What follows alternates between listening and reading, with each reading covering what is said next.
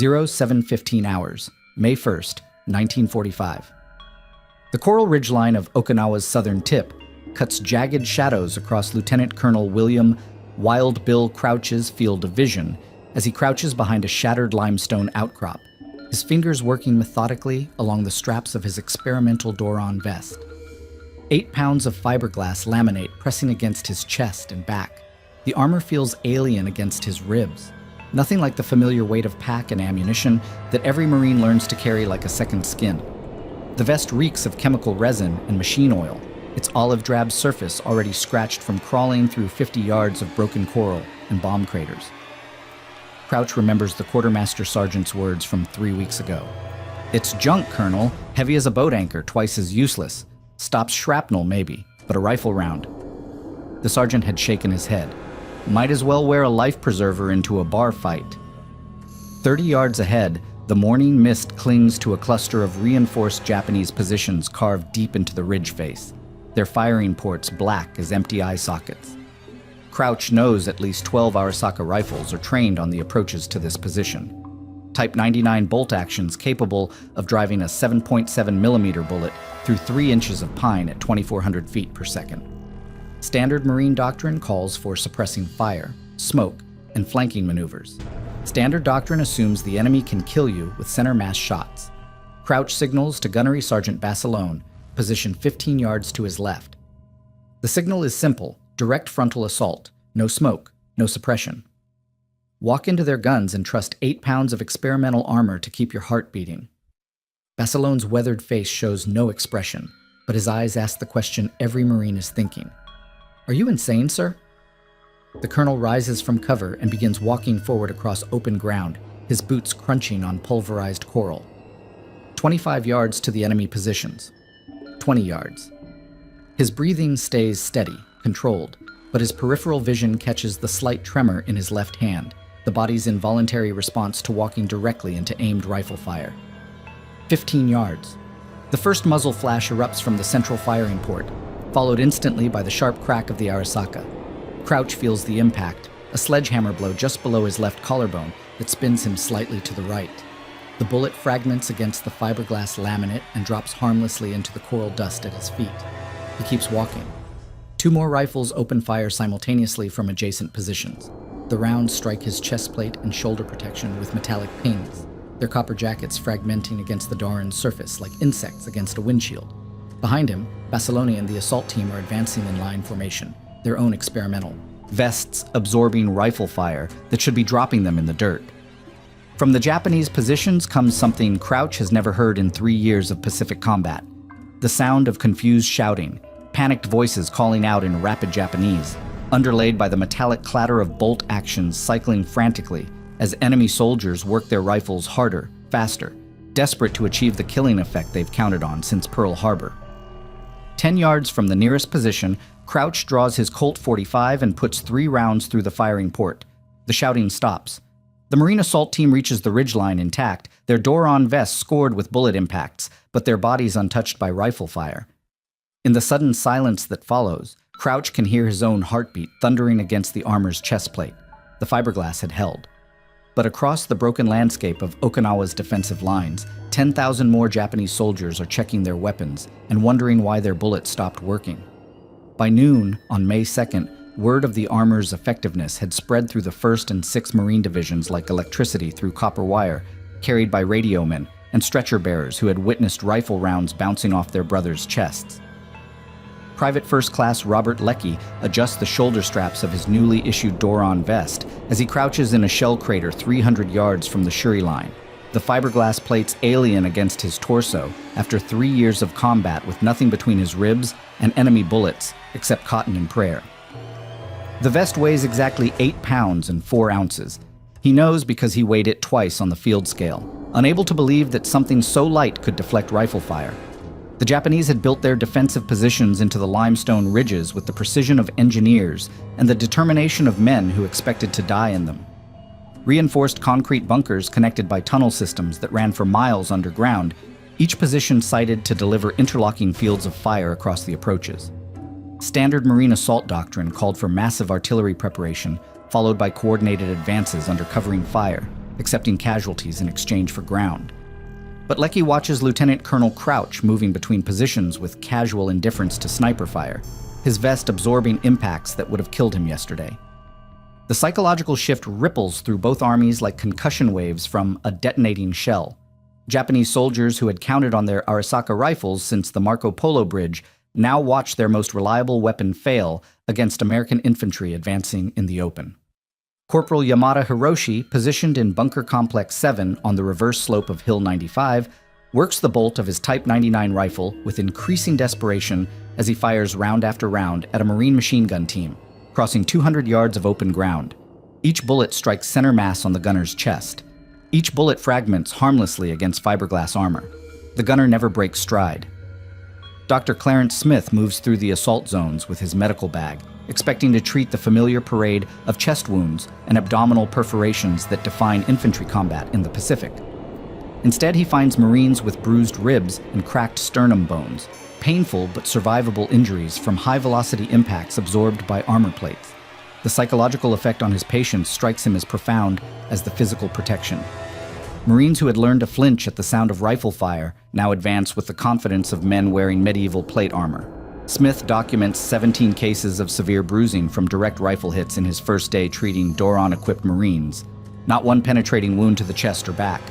The Japanese response evolves with lethal efficiency. Unable to rely on center mass rifle fire, they begin targeting heads, arms, and legs with surgical precision. Sniper teams equipped with telescopic sights shift from body shots to cranial targets, turning every advance into a calculated gamble between armor protection and exposed flesh. Machine gun crews adjust their fire to sweep below the Marines' chest plates, aiming for femoral arteries and knee joints where no armor exists. The Nambu light machine guns chatter in sustained bursts, designed to find the gaps in American protection.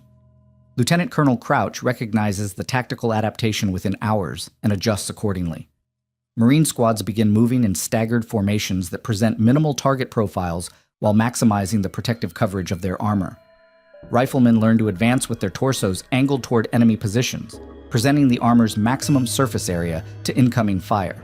The door and vest transform not just individual survival rates, but the fundamental geometry of infantry tactics. By May 4th, supply shortages begin revealing the armor's strategic limitation. The experimental production run had yielded fewer than 800 complete vest sets, distributed across 2 full divisions engaged in the largest Pacific operation of the war. For every Marine protected by fiberglass armor, 3 others advance with nothing but cotton uniforms and desperate courage. Leckie watches from his protected position as unarmored Marines from the replacement battalion attempt the same frontal assaults that the Doron-equipped veterans execute with impunity. Japanese rifle fire cuts through their ranks like a scythe through wheat. The disparity creates tactical complications that no training manual had anticipated. Armored Marines can advance across open ground that remains lethal to their unprotected brothers. Mission planning becomes an exercise in resource allocation, determining which objectives justify risking unarmored troops, and which require the specialized capabilities of Doron-equipped assault teams.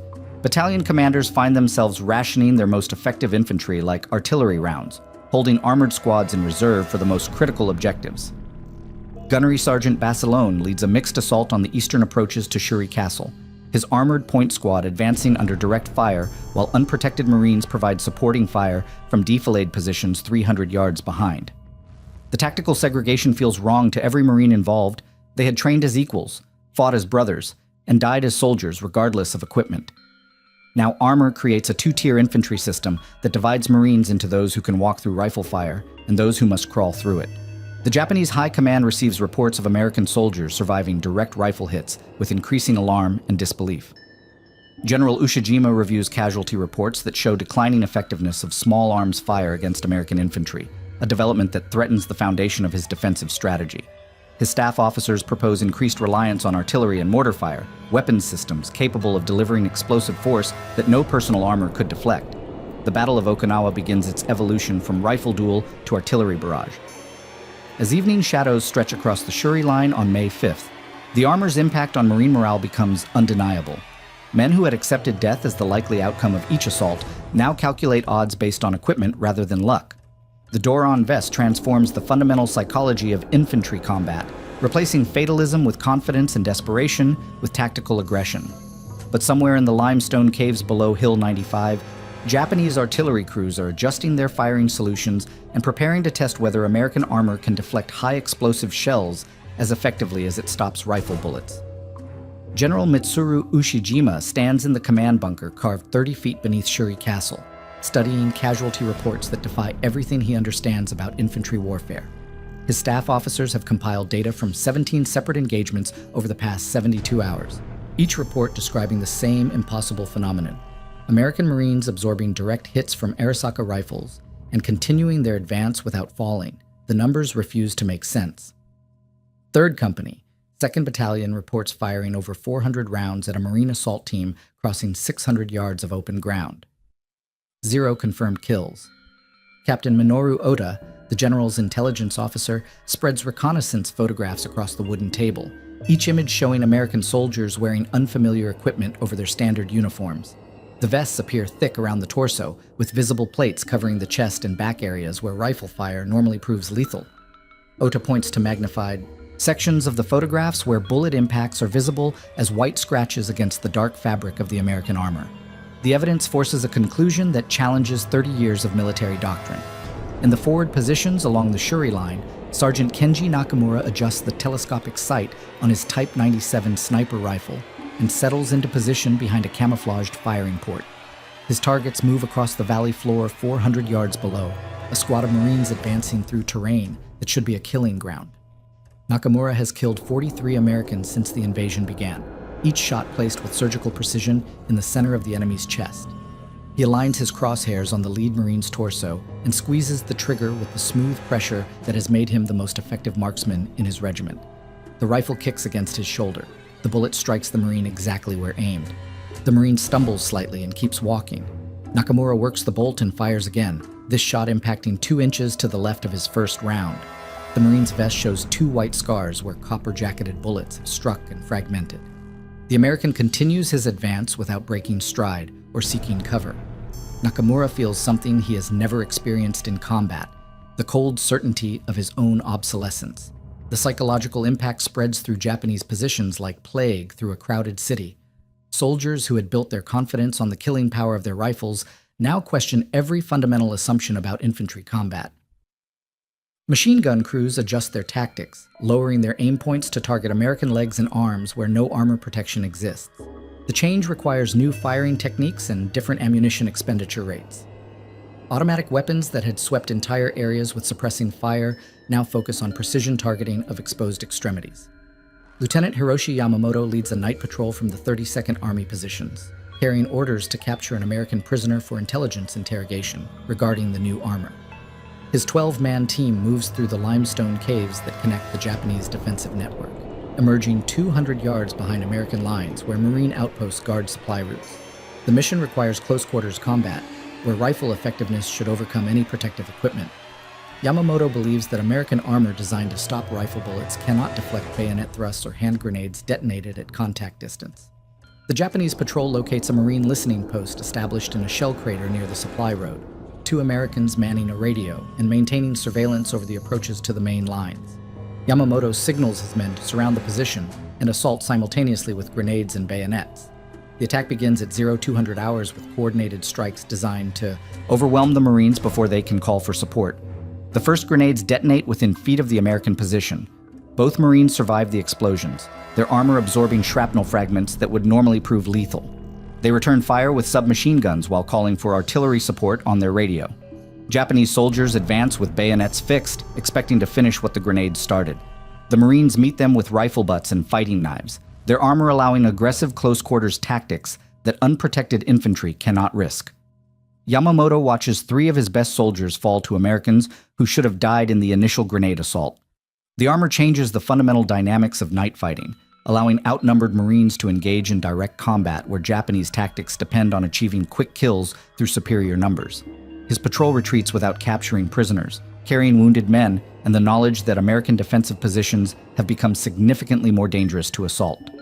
Reports from the night engagement reached General Ushijima by dawn on May 7th, confirming his staff's assessment that traditional infantry tactics require immediate revision. Japanese forces begin implementing new battlefield procedures designed to counter American armor advantages. Artillery crews receive orders to increase high-explosive shell allocation for infantry support missions. Mortar teams adjust their targeting priorities to focus on American concentration areas, where armor cannot deflect explosive force distributed over wide areas. The 32nd Army's ammunition reserves become a critical factor in the tactical adjustment. Each artillery barrage designed to counter American armor requires significantly more high-explosive shells than the small arms fire that had previously stopped Marine advances. Ushijima calculates that his current ammunition supplies can sustain the increased artillery tempo for approximately 3 weeks before reaching critically low levels. The American armor forces a strategic choice between maintaining defensive firepower and conserving resources for extended operations. Machine gun positions throughout the Shuri line receive new targeting instructions, emphasizing precision fire at exposed body parts, rather than area suppression of entire units. The Type 96 and Type 99. Light machine guns require modified firing techniques to achieve the accuracy needed for effective anti-armor tactics. Gunners who had trained to deliver sustained bursts across wide target areas must now focus on specific anatomical targets at extended ranges. The learning curve costs ammunition and time that Japanese forces cannot afford. Corporal Takeshi Sato mans a forward observation post on Hill 89, watching American assault preparations through binoculars that reveal the extent of armor distribution among Marine units.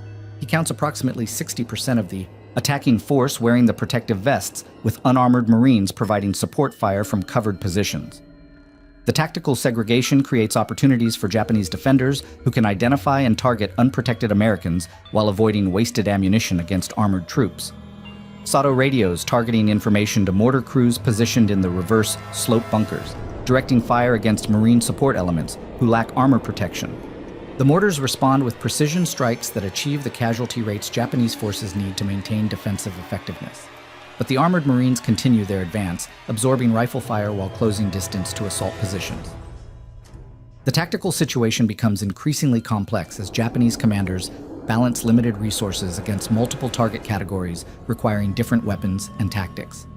As evening approaches on May 7th, the Battle of Okinawa transforms into a new kind of warfare where American technology confronts Japanese adaptation. Both armies adjust their methods while the limestone ridges echo with the sounds of combat that neither side fully understands yet. Lieutenant Colonel Crouch crouches behind a limestone ledge on the morning of May 8th, watching his armored Marines execute assault tactics that would have been suicide 48 hours ago. The Doran vests allow his men to advance across open ground, while Japanese rifle fire creates white scars across their chest plates instead of penetrating wounds through their hearts. He signals to Gunnery Sergeant Basilone, positioned 30 yards to his right, and both men rise simultaneously to lead their squads directly toward entrenched Japanese positions that had stopped 3 previous assaults by unarmored infantry. The Japanese response comes immediately. Rifle fire erupts from concealed positions along the ridgeline, muzzle flashes winking from firing ports carved into the limestone. Crouch feels the familiar impact of bullets striking his armor, sledgehammer blows that bruise his ribs and spin him slightly off balance, but fail to penetrate the fiberglass plates protecting his vital organs. Behind him, 8 armored Marines advance in line formation, their boots crunching on coral fragments as rifle rounds bounce off their torsos like hail against a tin roof. Japanese defenders who had relied on precision marksmanship now find themselves forced to target the narrow profiles of heads and limbs exposed above and around the armor's protection. Sergeant Nakamura adjusts his sniper rifle's scope, abandoning center mass shots that had served him throughout 3 years of Pacific combat. His new target selection requires twice the accuracy at ranges where wind drift and target movement create significant challenges for even experienced marksmen. He fires at a Marine's exposed shoulder and watches the bullet strike armor instead as his target shifts position. The tactical revolution spreads beyond individual engagements to reshape entire assault sequences. Marine squads wearing Doran vests begin using suppression tactics that depend on their ability to absorb enemy fire while advancing. Instead of seeking cover and coordinating fire and movement, armored Marines walk directly toward Japanese positions while delivering aimed fire at enemy gun ports and observation slits. The strategy requires discipline and courage, but eliminates the complex timing and coordination needed for traditional assault tactics. Private First Class Leckie leads his fire team across 200 yards of broken ground toward a Japanese machine gun nest that had stopped 4 previous attacks. The Type 96 light machine gun chatters in sustained bursts, its 7.7mm rounds striking Lecky's chest plate in rapid succession. Each impact drives him backward a step, but the armor holds. He continues his advance while returning fire with his M1 Garand, putting aimed shots through the gun port until the Japanese weapon falls silent. The psychological effect on both armies intensifies with each successful assault. Marines who had learned to accept heavy casualties in exchange for territorial gains now calculate odds based on armor distribution rather than terrain features or enemy strength. Armored squads volunteer for missions that unprotected infantry cannot attempt, creating an elite assault force within the larger Marine structure. The transformation feels natural to men who had always distinguished between veterans and replacements, but the equipment-based hierarchy challenges traditional notions of Marine equality. Japanese positions throughout the Shuri Line report declining effectiveness of small arms fire against American attacks. Machine gun crews who had stopped entire Marine companies with interlocking fields of fire now watch armored infantry advance through areas that should be killing grounds. The failure of their most reliable weapons forces tactical adaptations that strain ammunition supplies and expose Japanese positions to counterfire. Gun crews who had maintained concealment through quick, accurate bursts now require sustained fire to achieve any battlefield effect. Dr. Smith moves through the assault zone, treating casualties that reflect the changing nature of infantry combat. Armored Marines present with severe bruising, cracked ribs, and contusions from high-velocity impacts absorbed by their vests. Unarmored Marines continue to suffer the familiar wounds of Pacific combat, penetrating chest wounds, abdominal injuries, and extremity trauma from rifle and machine gun fire. The medical evidence quantifies the armor's protective value while highlighting the vulnerability of Marines who lack the new equipment. Lieutenant Colonel Crouch recognizes the tactical opportunity created by Japanese adaptation to armor and begins implementing combined arms assault techniques. Armored Marines advance as assault troops, while unarmored. Marines provide supporting fire from covered positions. The segregation maximizes the protective advantage of the door-on vests while minimizing exposure of vulnerable infantry to direct enemy fire. Battalion attacks become exercises in resource management, with commanders positioning their most protected troops where enemy resistance is strongest. The Japanese High Command responds with artillery barrages designed to counter American armor advantages through explosive force that personal protection cannot deflect. General Ushijima orders increased allocation of high-explosive shells for infantry support missions, accepting reduced artillery reserves in exchange for immediate tactical effectiveness. The 150mm howitzers and 200mm mortars begin targeting American concentration areas where armor provides no protection against blast effects and fragmentation dispersed over wide areas. Artillery fire transforms the tactical landscape as Japanese gunners learn to mass their fires against Marine assembly areas rather than individual targets. The high explosive shells create crater fields that force even armored Marines to seek cover, but the protective effect of the door-on vests allows faster recovery and shorter exposure times between artillery barrages. Marine casualties from artillery remain significant, but survival rates improve when shrapnel strikes armor instead of unprotected torsos. Gunnery Sergeant Basilone coordinates his machine gun teams to provide supporting fire for armored assault squads while protecting unarmored Marines in his unit. The tactical complexity requires constant communication and precise timing as different elements of his command operate under different threat levels. Armored Marines can advance under direct fire, while unprotected troops must use covered approaches and coordinated movement. The integration challenges every aspect of small unit leadership that Basilone had mastered during 3 years of combat. Japanese mortar crews adjust their firing procedures to achieve maximum effectiveness against American armor through concentrated explosive effects, rather than dispersed fragmentation. The Type 97 mortar teams begin using contact-fused shells, designed to detonate on impact rather than airburst munitions that had proven effective against unprotected infantry. The tactical change requires different ammunition types and modified firing techniques, but promises increased casualty rates against armored targets. By evening on May 9th, the Battle of Okinawa has evolved into a contest between American protective technology and Japanese explosive firepower.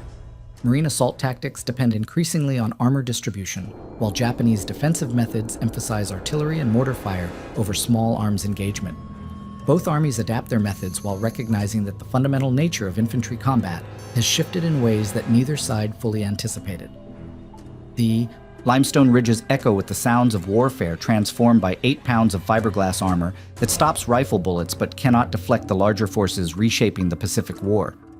The supply convoy arrives at the forward ammunition dump on May 10th, carrying everything except what Lieutenant Colonel Crouch needs most: additional Doron vests for the 340 Marines in his battalion who still advance into combat wearing nothing but cotton uniforms and desperate courage. The quartermaster sergeant counts the manifest twice, confirming that the experimental armor production has ceased, while manufacturers retool for different specifications. No additional vests will reach Okinawa during the current operation. Crouch studies his unit roster, marking each name with symbols that divide his command into two distinct categories: protected and vulnerable. 160 Marines wear fiberglass armor that deflects rifle fire. 340 Marines face the same enemy weapons with the same mortality rates that have defined Pacific combat since Pearl Harbor. The tactical implications forced decisions that no military manual had anticipated and no training exercise had prepared him to make. Private First Class Leckie watches from his protected position as replacement Marines from the 4th Regiment attempt an assault across the same terrain where armored squads had achieved success 48 hours earlier. The new Marines advance using standard fire and movement tactics, seeking cover behind coral outcrops and limestone ledges while coordinating their approach to Japanese positions. Rifle fire from the Shuri line cuts through their formation with lethal efficiency. 7 Marines fall in the first 30 seconds. The survivors retreat to covered positions and call for artillery support. The disparity creates tactical problems that cascade through every level of military planning. Company commanders receive objectives that require different assault techniques depending on the armor status of available troops. Armored Marines can execute direct attacks across open ground, while unprotected Marines require complex maneuvers involving suppressing fire, smoke screens, and coordinated movement. Mission success becomes dependent on resource allocation rather than tactical skill or unit cohesion. Gunnery Sergeant Basilone leads a combined assault on Hill 97, positioning his armored Marines as the assault element, while unprotected troops provide supporting fire from defilade positions 400 yards behind the attack line. The segregation violates every principle of Marine unity that had sustained morale through 3 years of Pacific fighting. His armored squad advances under direct enemy fire, while their brothers remain pinned in covered positions, unable to participate in the assault they had trained for and wanting to complete. Japanese defenders recognize the tactical segregation and adjust their fire. Distribution to exploit American vulnerability patterns. Machine gun crews focus their sustained bursts on unprotected Marines while conserving ammunition during engagements with armored troops. Sniper teams identify and target American soldiers who lack the distinctive bulk of protective equipment. The enemy adaptation turns equipment disparities into battlefield advantages that cost American lives. The replacement battalion arrives at the front lines on May 12th, with full strength but no armor protection beyond steel helmets and the faith that had carried Marines through every previous operation. Lieutenant William Harrison leads his platoon into positions recently held by armored Marines, inheriting tactical responsibilities that assume protective capabilities his men do not possess. The Japanese positions that armored troops had approached directly now require indirect assault techniques that increase exposure time and casualty rates. Dr. Smith treats casualties from both protected and unprotected units, documenting the statistical reality of equipment-based survival rates. Marines wearing Doron vests present with bruised ribs, muscle strains, and psychological stress from absorbing rifle impacts. Unarmored Marines arrive at his aid station with penetrating chest wounds, abdominal trauma, and extremity injuries consistent with traditional infantry combat. The medical data quantifies the armor's life-saving value while highlighting the deadly vulnerability of Marines who lack protection. Artillery support becomes the primary tool for leveling tactical disparities between armored and unarmored Marines. Battalion commanders request increased fire support for operations involving unprotected troops, accepting longer preparation times and higher ammunition expenditure in exchange for reduced infantry casualties. The artillery barrages that armored Marines could advance through or recover from quickly become essential preparation for unprotected troops who require suppressed enemy positions to survive their approaches. Lieutenant Colonel Crouch implements rotation policies designed to distribute combat risk across his entire command while maximizing the tactical effectiveness of available armor. Armored Marines conduct the most dangerous assaults, while unprotected troops handle defensive missions, patrol duties, and support operations that minimize direct enemy contact. The policy preserves lives, but creates a two-tier system that challenges Marine traditions of shared sacrifice and equal risk distribution. Japanese forces recognize American equipment limitations and begin concentrating their defensive efforts against unarmored Marine units. Intelligence reports identify American formations that lack protective equipment, and Japanese commanders direct their most effective weapons against these vulnerable targets. Machine gun nests and sniper positions focus their fires on Marines who present traditional target profiles while avoiding engagements with armored troops that waste ammunition. The tactical evolution forces Marine commanders to acknowledge that conventional infantry assault doctrine requires fundamental revision when applied to mixed units containing both armored and unarmored troops. Standard fire and movement techniques assume uniform protection levels across attacking forces.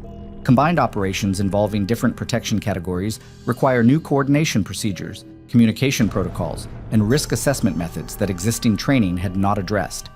By May 14th, the armor shortage becomes a strategic constraint that limits operational planning throughout the 1st and 6th Marine Divisions. Major assaults require careful allocation of protected troops, while secondary operations must accept higher casualty rates among unarmored Marines. The battlefield mathematics force commanders to calculate human costs in terms of equipment availability rather than tactical requirements or strategic objectives. Private Harrison writes in his combat journal about watching armored Marines execute assaults that his unprotected squad cannot attempt, describing the psychological impact of equipment-based tactical segregation on unit morale and Marine identity. The protective advantage creates opportunities for some while exposing others to increased risk. The disparity challenges fundamental assumptions about shared sacrifice and equal treatment that had sustained Marine unity through every previous campaign. Japanese kamikaze attacks against American positions intensify as conventional defensive tactics prove inadequate against armored Marine assaults. The suicide missions target Marine concentration areas where armor provides no protection against aircraft loaded with high explosives. The tactical shift represents Japanese adaptation to American protective technology through methods that bypass personal armor entirely. Marine casualties from air attacks increase while rifle-related injuries decrease among protected troops, creating new casualty patterns that reflect changing enemy tactics and American technological advantages. The white flag appears above General Ushijima's command bunker at 1400 hours on June 21, 1945, carried by a Japanese officer who walks across ground littered with the debris of 82 days of combat. Lieutenant Colonel Crouch watches the surrender ceremony from a limestone ridge overlooking Shuri Castle, his Doron vest still bearing the white scars of bullet impacts from the final assault 3 days earlier. The fiberglass armor that had seemed so experimental on May 1st now feels like standard equipment, its weight distributed across his shoulders as familiar as his rifle sling or ammunition belt. The casualty reports arrive at division headquarters within hours of the Japanese surrender, typed on field forms that quantify the human cost of the longest Pacific campaign. Marines wearing Doron vests suffered 63% fewer penetrating wounds to the torso compared to unprotected troops during equivalent combat exposure. The statistical difference translates to hundreds of Marines who returned home with bruised ribs instead of chest wounds, cracked sternum bones instead of perforated hearts. Dr. Smith compiles the medical data with the precision of a man who had treated both categories of casualties throughout the battle. Private First Class Leckie sits in a shell crater near the former Japanese positions, cleaning his rifle while contemplating the tactical revolution he had witnessed and participated in during the past 7 weeks. The Marines who had advanced across open ground while rifle bullets bounced off their chests represented a fundamental shift in infantry capabilities that would reshape military thinking far beyond Okinawa. The armor had proven that personal protection could alter battlefield dynamics as significantly as improved weapons or communication systems. The Japanese survivors described their experience of fighting American soldiers who absorbed direct rifle hits without falling, their accounts documenting the psychological impact of conventional weapons failing against enemy infantry. Sergeant Nakamura, captured during the final assault on Hill 95, explains through interpreters how his sniper rifle had become ineffective against armored Marines, forcing tactical adaptations that exhausted ammunition supplies and exposed Japanese positions to counterfire. The enemy perspective validates American assessments of the armor's battlefield effectiveness. Gunnery Sergeant Basilone leads the inventory of captured Japanese weapons, examining Type 99 rifles that had failed to penetrate American armor during dozens of engagements. The rifle barrels show wear patterns consistent with increased firing rates as Japanese soldiers attempted to overcome armor protection through volume of fire rather than precision marksmanship. The physical evidence supports tactical reports describing enemy adaptation to American protective technology. Intelligence officers compile reports on Japanese tactical modifications implemented in response to American armor, documenting the enemy's shift from rifle-based infantry tactics to artillery-heavy defensive strategies. The Japanese had increased their reliance on explosive weapons capable of defeating personal protection through blast effects rather than penetration. The tactical evolution demonstrated how protective technology could force enemy adaptation that revealed new vulnerabilities and opportunities. The experimental nature of the door-on-armor program becomes apparent as logistics officers calculate replacement and maintenance requirements for sustained combat operations. The 800 vests distributed across 2 Marine divisions during the Okinawa campaign represented the entire production run of the experimental program. Manufacturing limitations had prevented wider distribution, while combat testing validated design concepts that would influence future armor development. The program succeeded tactically while highlighting industrial constraints. Lieutenant Colonel Crouch submits his after-action report to division headquarters, documenting the tactical advantages and operational challenges associated with mixed units containing both armored and unarmored Marines. The report recommends universal armor distribution for future operations, while acknowledging production limitations that make such distribution impossible during the current war. The tactical lessons learned on Okinawa would influence equipment procurement decisions for decades. Marine Corps equipment boards review field reports describing the psychological impact of personal armor on both American and enemy forces, noting the confidence boost experienced by protected Marines and the demoralization observed among Japanese troops whose weapons proved ineffective. The psychological effects complemented the physical protection provided by the armor, creating tactical advantages that exceeded the material properties of fiberglass and resin. The human factors proved as significant as the ballistic characteristics. The broader implications of personal armor technology extend beyond immediate tactical applications to fundamental questions about infantry survivability and battlefield effectiveness. The door-on vests demonstrated that protective equipment could alter combat dynamics without requiring revolutionary advances in materials science or manufacturing techniques. The innovation represented incremental technological progress with profound tactical consequences. Japanese military analysts writing in prisoner of war camps described the American armor as a decisive factor that undermined traditional defensive strategies based on rifle fire effectiveness. The enemy assessment confirms that personal protection had achieved strategic impact through cumulative tactical advantages rather than dramatic single engagement victories. The armor's influence operated through sustained battlefield effectiveness rather than spectacular demonstrations. Dr. Smith's medical reports document the long-term health implications for Marines who had absorbed multiple rifle impacts through their armor, noting that most protected troops recovered fully from the bruising and muscle trauma associated with high-velocity bullet strikes against fiberglass plates. The medical data supports continued armor development while identifying areas for improvement in weight distribution and impact absorption. The human cost remained acceptable compared to penetrating wounds. By late June, as Marine units prepare for redeployment to bases throughout the Pacific, the Doran armor has established its value through combat performance rather than laboratory testing. The vests that had seemed experimental and uncertain during the early days of the campaign now represent proven technology that saved lives and enabled tactical innovations. The armor's legacy extends beyond Okinawa to influence military equipment development throughout the post-war period. The final equipment inspections reveal armor vests bearing multiple bullet scars, each white mark representing a Marine who survived an impact that would have proved lethal without protection. The physical evidence tells the story of technological innovation tested under the most demanding conditions possible. The scars become medals of a different sort, documenting survival rather than heroism, protection rather than destruction. The 8 pounds of fiberglass armor had changed warfare in ways that no one fully anticipated when the first Marines strapped on their experimental vests and walked into Japanese rifle fire on the morning of May 1st.